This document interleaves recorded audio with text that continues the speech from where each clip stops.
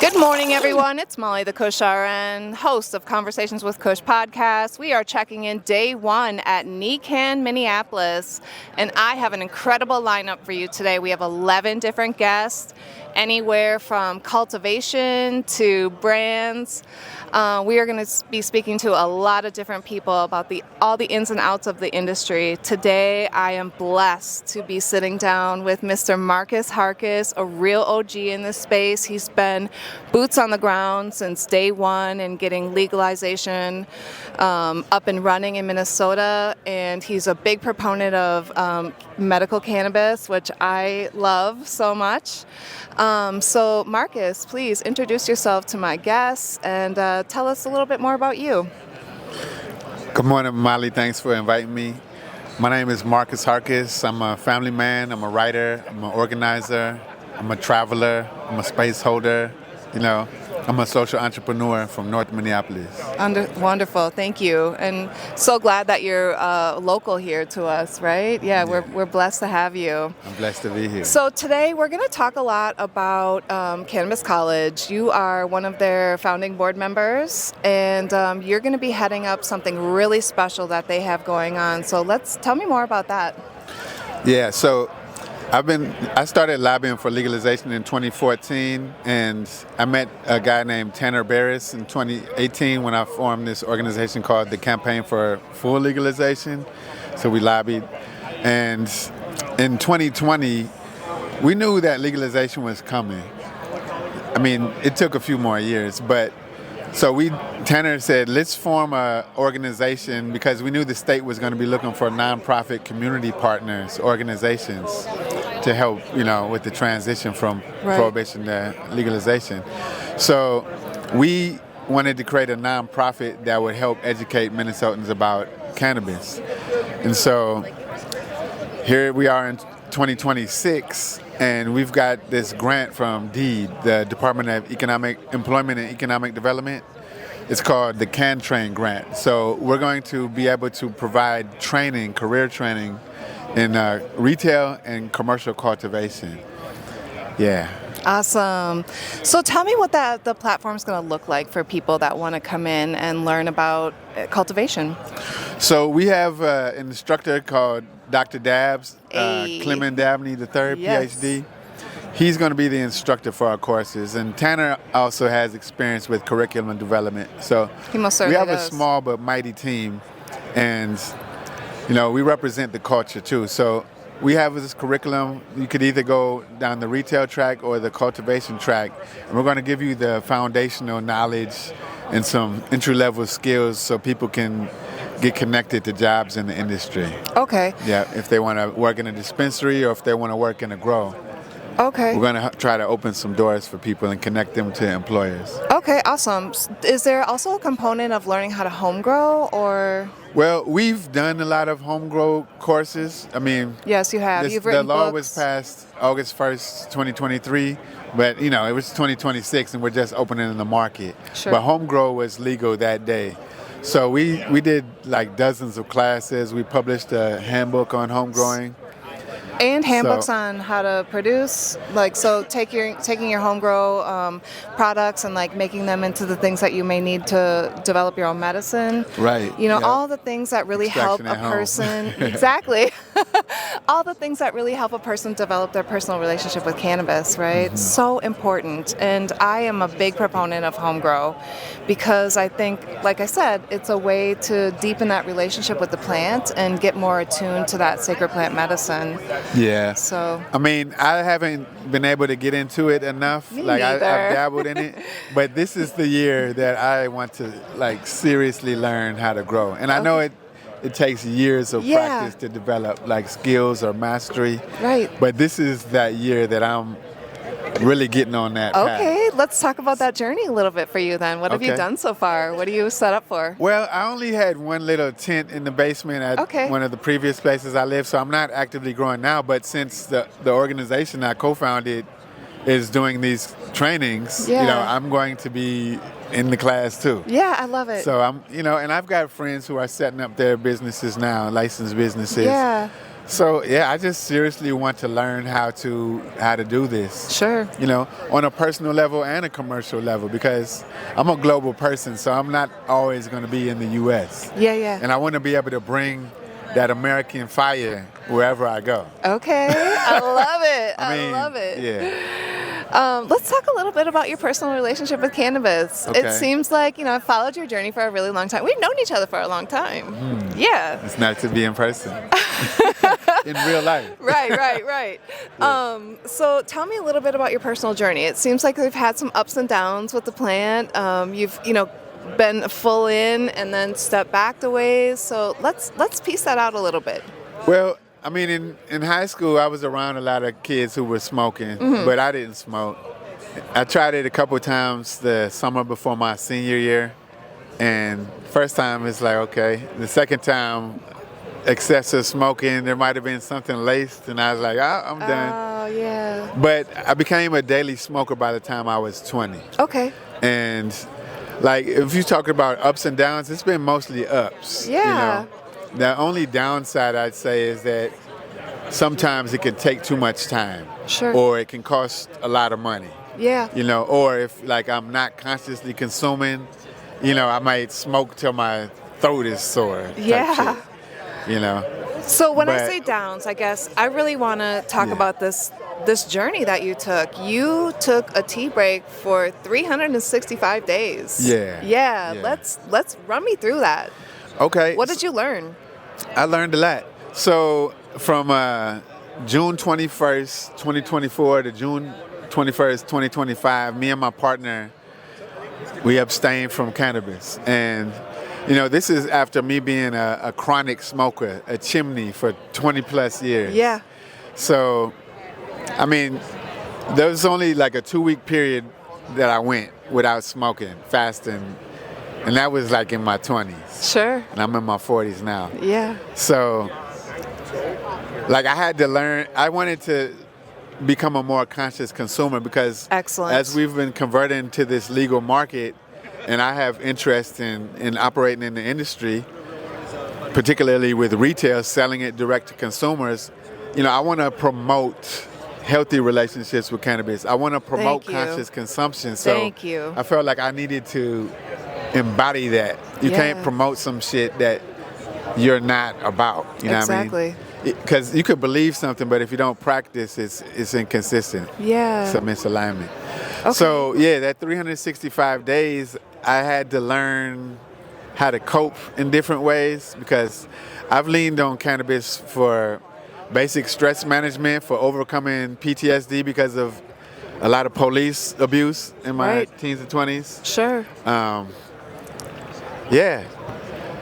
So going without it for a year was very challenging, especially because it just seemed to be like a maelstrom of drama with different people in my life, Sure. family and some deal friends. Yeah. So we were going through a lot of stress and had to cope without one of my most reliable friends, which is cannabis. Okay. So it was deep. But it's like right now I'm fasting from food. Sure. I'm doing a 5-day fast. This is day 4. Love it. So, and I'm a foodie. Yeah. So I liken it to the cannabis fast. That was more extreme. It was a full year. Sure. I can't fast from food for a full year. I die. Right. But yeah, it makes you a more conscious consumer. Like I have to be intentional. Yeah. Like I can still smoke, more heavy than the average person. Yeah. But I should know when enough is enough. I should be intentional. I got to be, we got to be responsible. Did your consumption, either the methods change or the frequency or the timing of things change You much? mean after the fast was over? Yes, as you reintroduce cannabis back into your life. Yeah, I mean, I'm just trying to smoke enough. Sure. And for me, that's different from you or anybody else in here Yeah. because everybody's different. Yeah. But for me, like, I only need to smoke enough. Right. And to some people, that might seem like that's still a lot of smoking. Yeah.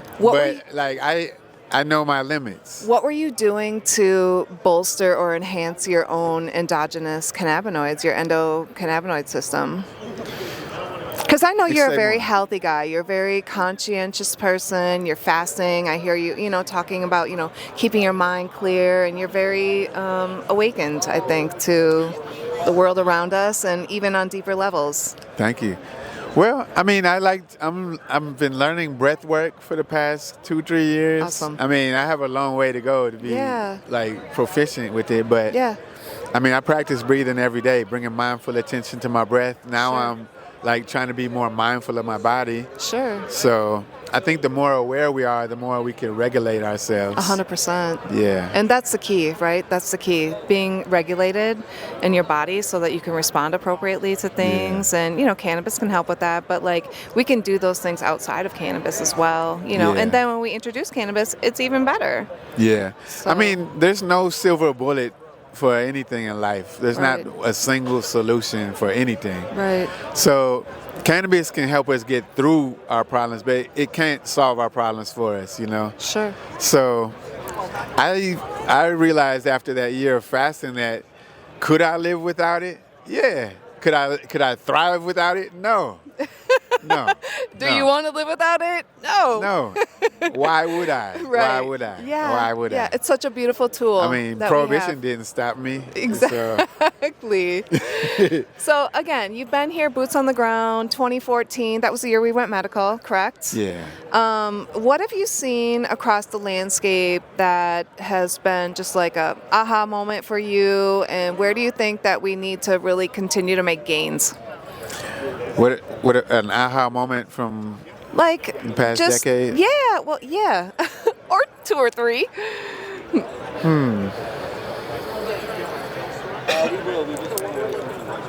I mean, within the cannabis space, Yes. what I learned early on was that there was kind of loose factions, Okay.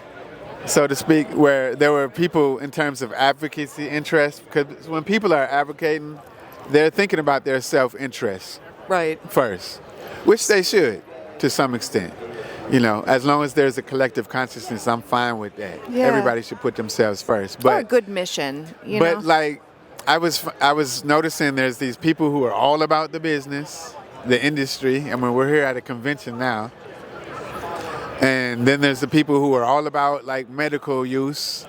And then there's the people that are like doing this for the culture or like anti-prohibition. Mm-hmm. And for me, like, I can respect all of it. And Even the prohibitionists. no, I don't respect the prohibition. Okay, good. I mean, that shit is dumb as fuck. Yeah. Excuse my English.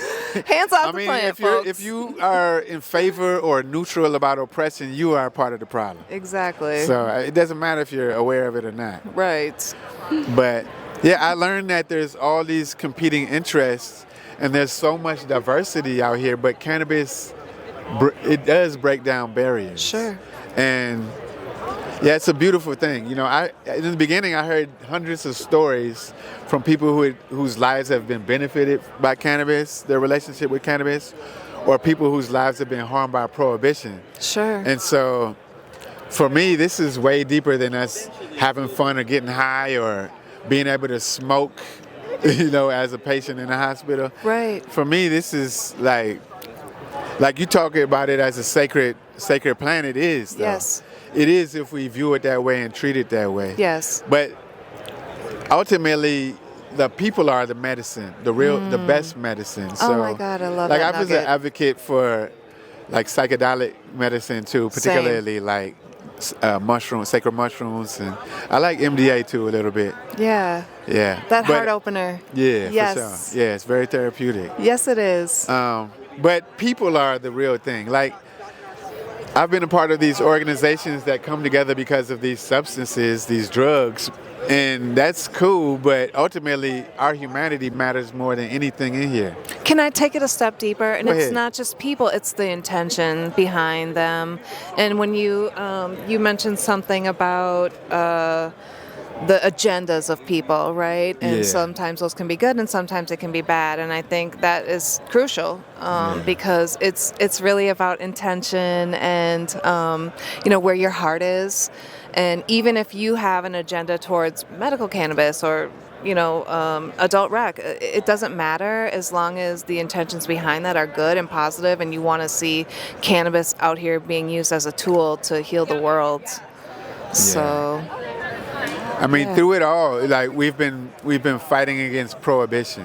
I mean, that's why we were, yeah. Yeah, and really to, again, speaking to what you were alluding to earlier, I think finding that restorative justice piece, prohibition has been very detrimental for a lot of folks, especially brown and black folks, and that needs to be rectified.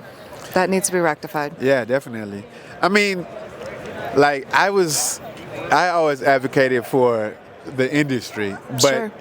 I always was cognizant and explicit that the most important thing is to stop criminalizing people over this healing plant. For sure. If there's no industry, people should be free to grow, to gift. And I advocated for the licenses. I advocated for equitable taxes, not this dumb 25% shit. Yeah, it's or horrible. 280E. Yeah. But ultimately, the best parts of legalization in Minnesota were people getting their records expunged, thousands of less people getting arrested. I got arrested the year after the shit got legalized, which is crazy. Crazy. 'Cause I don't get arrested. Yeah. But yeah, stop criminalizing people and the home grow part. Because, I want the market to thrive. I want the licensed market to thrive. But How do you think the that? legacy market is going to continue in parallel, will. and I'm okay with that. Me too, because personally. that's where my plug is. Let me tell you right now, and I'm not moving on that.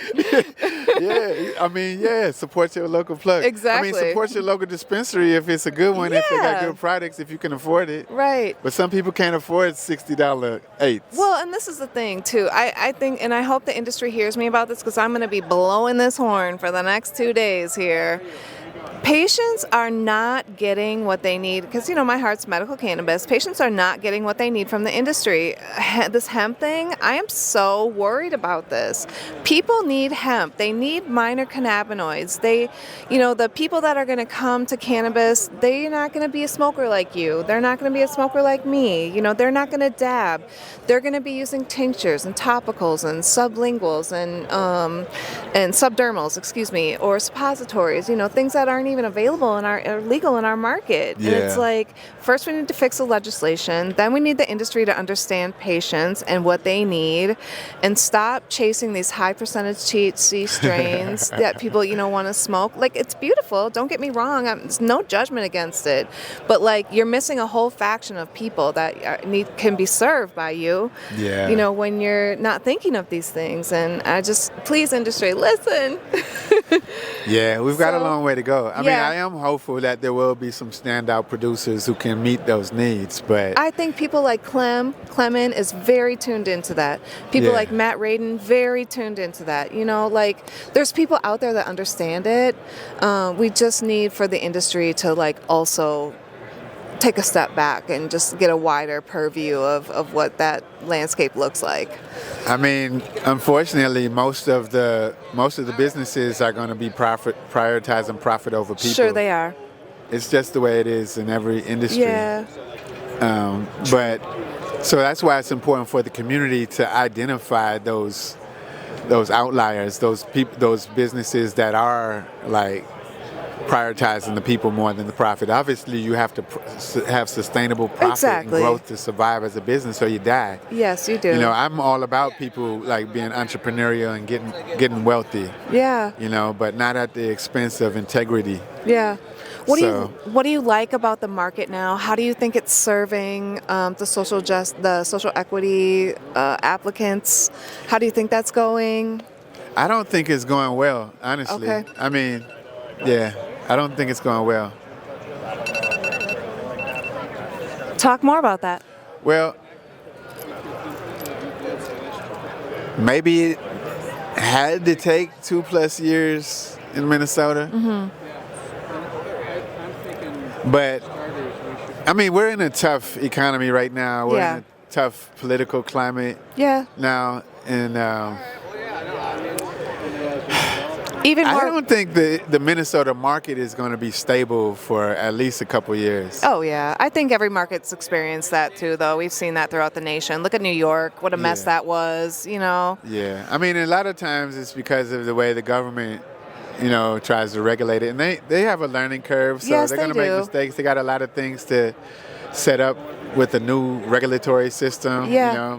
So I'm patient. Actually, I haven't been in a rush. Yeah. There was a period where I was anxious, like, when are we gonna actually get to have these businesses open? But I know that feeling. fortunately, thanks to the legacy market, the flower is still here. Yeah. And the reality is there's a lot of better quality products in the legacy market than in this legal market. Right. I mean, the stuff that's on the shelves now, it's limited in quantity and quality. Irradiated. Yeah, and I mean, Pre-rolls full of sugar leaves. when people are producing cannabis in a mass production mode, it takes the heart and soul away from a lot of it.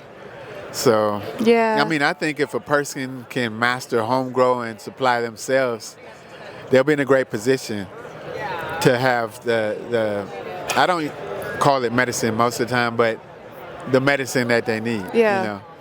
Well, how I frame it is, everyone that uses cannabis is accessing sacred plant medicine. So, whether you think you're a medical patient or not, you really are.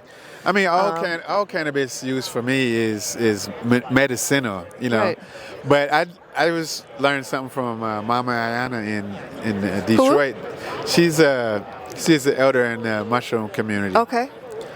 And her husband, the late Baba Kalindi, was a giant in the psychedelic space. Okay, thank you for putting me on. They say we don't need to call it medicine all the time because we're not always sick when Okay. we ingest it. That's a great We don't take. always necessarily ingest these things because we're not feeling well. Sometimes it's just to expand our consciousness. Sure. So I do respect that it is medicinal. For me, it's essentially medicinal. Yeah. But it ain't just that, But listen, I think even expanding your consciousness has medicinal properties, right? Yeah, You're for tapping sure. into your own essence. Yeah. You're getting to a deeper level that you maybe sometimes can't access because you have kids and bills and, employment and, all the things. Life so, in the world. Shit gets in the way. Yeah. So we can quiet those things and use medicine to open our hearts or open our minds a little bit more or go a little bit deeper. Yeah. That's also healing. Yeah, I was doing this path in my mid-20s. I was working in this hospital pharmacy. I was considering a long-term career as a pharmacist. Sure. But I got fired for telling a bad joke in a place they told horrible jokes. Oh my gosh. But, I yeah. kind of want to hear it. Nah, I'm never telling anybody. I kind except of my want to wife. hear it. But they did me a favor. Because, I could have been having a nice middle class check every 2 weeks for decades working in a pharmacy. But I'm like, there's a trade-off with all the medicine we take. Cannabis too. Yes. It's like a lot of the pharmaceuticals with long-term use, it fucks up your personality or your organs, And that's why we got to advocate for conscious consumption with cannabis or any substances Yes. with food. Agreed. With media, with especially TV, with media. with just like we talked about Everything. earlier, exposing yourself to places and situations that you might not do on an everyday basis. Yeah, I mean, I like to live dangerously as long as it's relatively safe. Yeah. Well, I wanted to say about your journey, though, getting back to that, I saw you doing things like really tapping into nature. I saw you out kayaking and hiking and biking, and I just really want to applaud that. I love you. that type of The shit. herb is always there with me. Man, yeah, right? Yeah. Take a couple minutes to just brag like crazy about the Cannabis College. So tell me all the great things you guys have going on, because I know it's more than this cultivation school, which is an incredible feat in itself. But I mean, the Cannabis College, Tanner Barris and I co-founded it. We've had a who's who that have been on our board since the beginning. I mean, a lot of them didn't have the capacity to contribute a lot of time and energy. Sure. but we've had nothing but brilliant people involved in our board, and Tanner did so much work Oh my God, for he's the brilliant. first several years. He He's kind of burned brilliant. himself out. So he deserved to take a break, but he's come back Good, and good. because we had to see our mission through. Yeah. So we volunteered for a number of years. I mean, I'm still volunteering. Sure. And I mean, we created a job for me and for several other members of Yeah. our team with this CanTrain grant, but we're really representing the culture, you know, the best of the legacy market with the best of the legal market. Sure, I love And that. we got scientists on our board. We have people with great business knowledge and skills. We have very humane people, and we're about building community and educating people about Agreed. cannabis, you know. Through the last stages of the legalization, we were having forums helping explain what the legislation was and how we needed to advocate to like improve it along the way.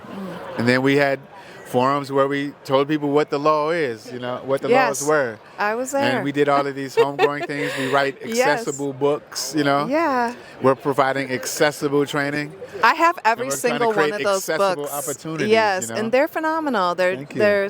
They're very easy read for people, easy to follow. They're accessible. I got mine at Cannajoy. Yeah. So yeah, I just want to applaud you on your team actually because you know your team is crucial. Yeah, and shout out to Alicia Bellamy. Alicia Bellamy, Tanner Barris, Clement Dabney, Kenneth. Casey Colchrist, Kenneth Littleton. Yes. Yeah, we've had a lot of people. Man, and, but those are the current powerhouses. members. Yeah.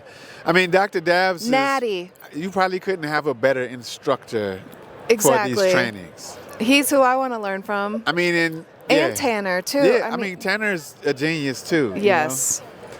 So, And what I like about Tanner is that he's an educator, and Exactly, so that's the point. he knows how to, he knows how to reach people's minds. like our curriculum is professionally developed. I believe mean, it. And it's going to be understandable. People are going to be able to comprehend these things Sure. that they're learning. They're going to be able to retain it. They're going to get hand-to-hand support through the whole training. We're going to try to connect them with employers. So Right. we are all about like creating the equitable industry we want to see. I love Not it. just talking about it, but being about it. You know? Will there be So any we're specifically everybody is welcome. Yeah. All the white people can come in. But we're also being intentional about diversifying I our love spaces, it. And it needs Because it. if you're not intentional, it's not going to happen. Right. Yeah. So with an equitable legal cannabis industry in Minnesota means that we reverse those statistics from prohibition. Yes. Where black people were getting arrested 5 times more statewide, 11-1 in Minneapolis, 9-1 in Ramsey County.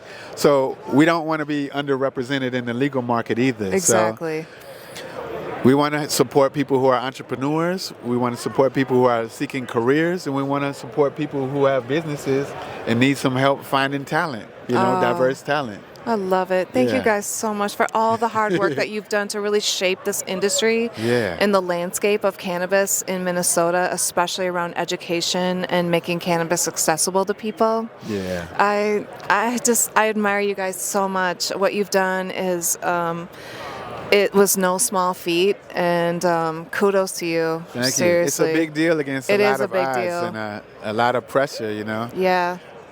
Yeah. The perseverance too. I think. I mean, you've been there from day one, and you've just grown it, and now it's just gonna exponentially blow up. And I'm so Yeah. proud of you guys. Yeah, we're just trying to do the best we can. Yeah, and you To do are the best doing we can. great.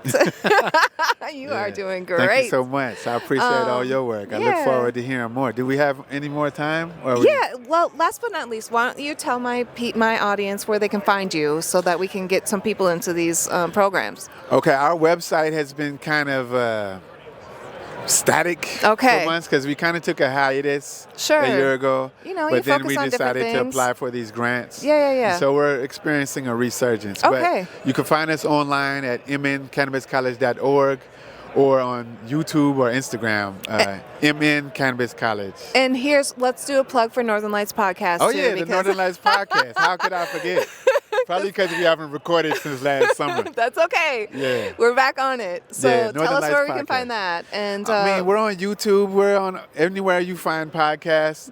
I believe like the Northern Lights podcast it's such a valuable tool. It is. And like you are doing it, doing podcasts, and there's Canna Connect, there's others. So Yeah. it's so valuable for It us is. to like. We're building community. We're educating the community Yep. about the stakeholders in the Yes. community. A lot of the advocates, a lot of the entrepreneurs, and it's a beautiful thing to connect with the people who are doing the work.